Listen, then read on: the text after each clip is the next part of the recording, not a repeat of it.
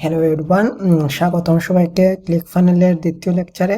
আজকে আমরা দেখব ক্লিকফানেলের অ্যাকাউন্টের সাথে কিভাবে একটি ডোমেইন ইন্টিগ্রেট করতে হয়।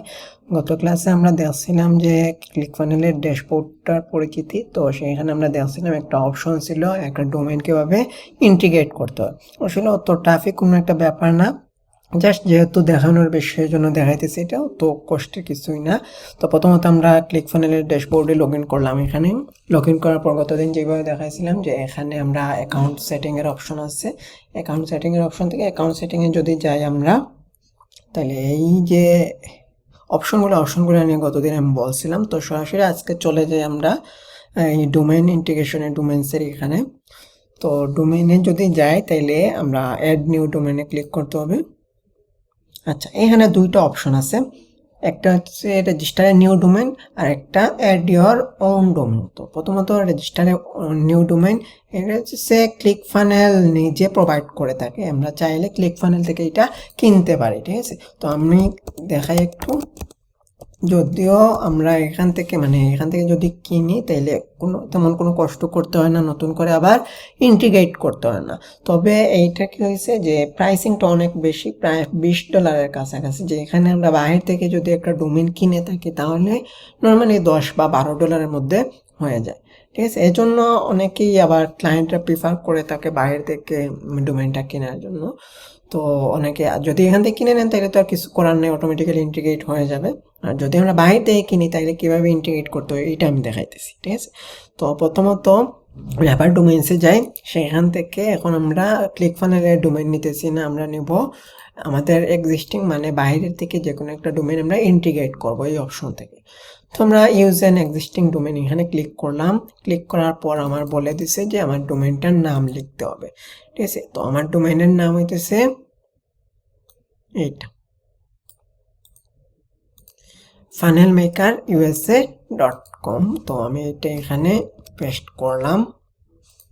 তো this domain is register on Cloudflare. এখানে ক্লাউডফ্লেয়ার যদি আমার এই হোস্টিংটা বা ডোমেইন সার্ভারটা যদি ক্লাউডফ্লেয়ার ইউজ করে থাকে তাইলে এখান থেকে আমরা সিলেক্ট করে দিতে হবে, আর যদি ইউজ না করে থাকে তাইলে এটা দেওয়ার দরকার পড়ে না। তো আমি যতদূর জানি আমার ডোমেইনটা ইউজ করতেছে না, তো এটা সিলেক্ট করার দরকার নাই। অ্যাড এ ডোমেইন, আমরা ডোমেইনটা অ্যাড করে নেই।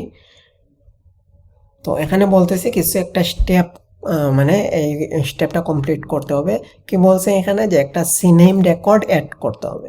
আচ্ছা, এটার পয়েন্ট হবে www অ্যান্ড টার্গেটটা হবে target.clickfunnels.com। তো এই দুইটা অপশন সেটিং করে দিলেই হবে।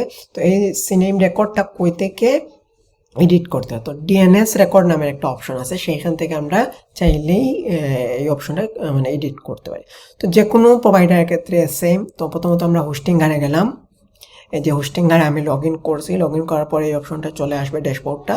তো এখান থেকে আমরা আমাদের ডোমেইনটা ম্যানেজ করব।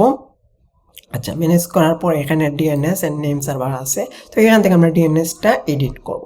তারা বলছে কোন ধরনের ডিএনএস অ্যাড করতে, ডিএনএস জন রেকর্ডের নাম হচ্ছে সিনেম রেকর্ড। তো এখান থেকে আমি সিলেক্ট করে দিলাম সিনেম রেকর্ড।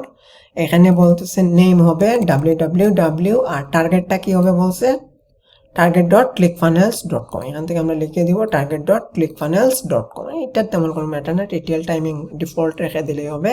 অ্যাড রেকর্ড, জাস্ট এই সেটিংটা করে দিলেই হবে, আর কিছু লাগবে না। আমাদের রেকর্ডে এখানে অ্যাড হয়ে গেছে, ঠিক আছে। তো এইটা গেল।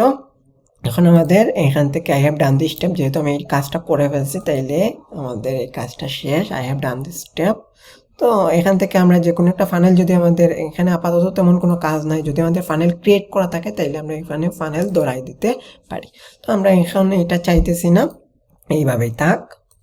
আমাদের ডোমেইন ইন্টিগ্রেশনটা হয়ে গেছে। এখন এখানে দেখাইতেছে আনভেরিফাইড।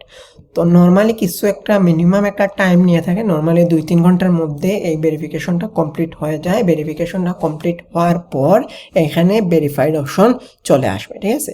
তো ভেরিফাইড অপশন চলে আসার পর আমাদের এই কাজটা শেষ। তবে আমার এই ডোমেইনটা কিন্তু এসএসএল আছে, ঠিক আছে। আমার এই ডোমেইনটায় এসএসএল আছে, কিন্তু এইখানে দেখাইতেছে এই যে আনলক অবস্থা আছে, কি এসএসএল নাই। তো আমরা এসএসএল আছে কিনা না এটা কিভাবে বুঝি, এই যে উপরে ইউআরএল এর পাশে লকার অপশন আছে, কি এটা এসএসএল আছে এই ডোমেইনে, কিন্তু এখানে আনলক অবস্থা দেখাইতেছে। তার এসএসএল নাই।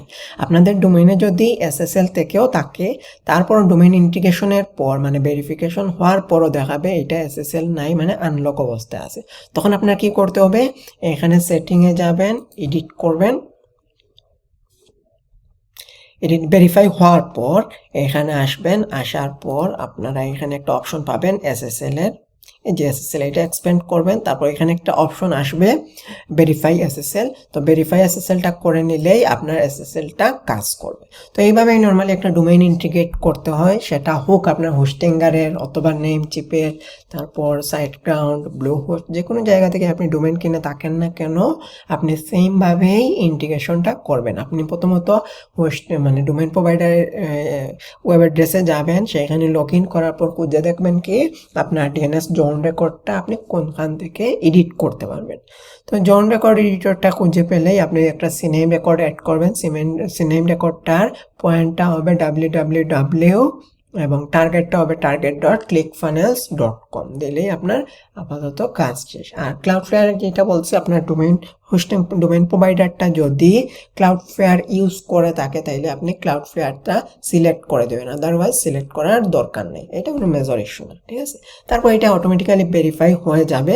ভেরিফাই হওয়ার পর আপনার কি করতে হবে, দেখতে হবে এই ডোমেইনটা আদৌ আমাদের এসএসএলটা, যদিও এসএসএল থেকে থাকে, তারপরে যদি এসএসএলটা যদি কাজ না করে থাকে এখান থেকে, তাহলে আমরা এখান থেকে এডিট করব। এডিট করে এসএসএল কাজ করবে না, ভেরিফিকেশন হওয়ার পরও কাজ করবে না, তখন আপনাদের এখান থেকে এক্সপেন্ড করতে হবে এবং ভেরিফাইডা এসএসএলটা ভেরিফাই করে নিতে হবে, ঠিক আছে। তারপর আপনার ডোমেইনটা কাজ করবে। আর আপনি যদি কখনো রিমুভ করতে চান তাহলে এখান থেকে রিমুভ করে নেবেন। নর্মালি এইভাবে আপনার ডোমেইন ইন্টিগ্রেশনটা কাজ করে। তো আমি আমার ক্লায়েন্টদের ক্ষেত্রে নর্মালি সাজেস্ট করে থাকি নেমচিপের ডোমেইনটা, অতটা কস্টলি না, তবে নেমচিপের ক্ষেত্রে যে কাজটা করতে হয়, অ্যাডভান্স ডিএনএস জোন এডিটরটা কিনে নিতে হয়। সাইটগ্রাউন্ডের ক্ষেত্রে হয় কীরকম, আপনারা নিতে পারেন সাইটগ্রাউন্ডের ডোমেইন অথবা ব্লুহোস্টের ডোমেইন, মানে যেখান থেকে কিনেন না কেন সবগুলোরই তো জোন এডিটর থাকবে, ঠিক আছে। তারপর সেমভাবেই কাজ করে যাবেন। তারপর আপনার এসএসএলটা ভেরিফিকেশন করে নেবেন, তো আর কোনো কাজ নাই, ঠিক আছে। সামনের ক্লাসে আমরা বাকিটুকু পেমেন্ট গেটওয়ে ইন্টিগ্রেশনগুলো দেখবো। তো আপনাদের যদি কারো কোনো প্রবলেম থেকে থাকে তাহলে আপনারা আমার ইউটিউব চ্যানেলের নাম ডেভেলপার খালেদ মুশারফ, সেখানে কমেন্ট সেকশনে বলতে পারেন যে কোনো প্রবলেম হলে প্রবলেম সলভ করে দেবো। আর কারো যদি ক্লিকফানেল অ্যাক্সেস লাগে তাহলে আপনারা আমার যে গ্রুপ আছে গ্রুপে বলে দেবেন, তাহলে আমি অ্যাক্সেস দিয়ে দেবো, ঠিক আছে। যদিও অ্যাক্সেসটা 14 দিনের ফ্রি ট্রায়াল দিতে হয়, কারণ আমি তো কিনে দিব না অবশ্যই, বা আমার ক্লায়েন্টের যেগুলো আনলিমিটেড আছে এগুলো আমি কখনোই দেবো না আপনাদের।